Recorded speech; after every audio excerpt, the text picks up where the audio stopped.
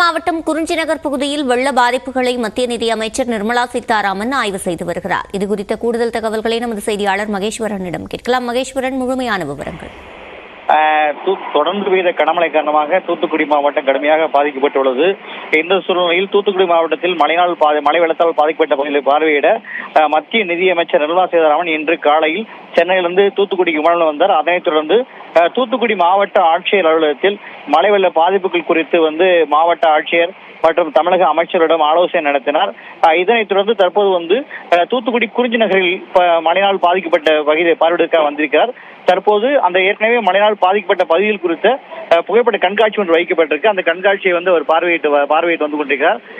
அவருடன் மத்திய இணையமைச்சர் முருகன், தமிழக அமைச்சர் தங்கம் தென்னரசு, மாவட்ட ஆட்சியர் ஆகியோர் இருக்காங்க. ஒவ்வொரு படங்களையும் பார்வையிட்டு அந்த பாதிப்புகள் குறித்தும் அதற்கு எடுக்கப்பட்ட நடவடிக்கைகள் குறித்தும் தெளிவாக விவரங்களை கேட்டு வருகிறார். இதனைத் தொடர்ந்து அந்த குறிஞ்சியில் பாதிக்கப்பட்ட பகுதியில் பார்வையிட இருக்கிறார். அதை அடுத்து தூத்துக்குடியில் கோரம்பள்ளம், அதன் பின்னர் ஏரல், சிறுவிகுண்டம் உள்ளிட்ட பகுதிகளும் மழையால் பாதிக்கப்பட்ட பகுதியில் மத்திய நிதியமைச்சர் பார்வையிட உள்ளார். விவரங்களை வழங்கியமைக்கு நன்றி மகேஸ்வரன்.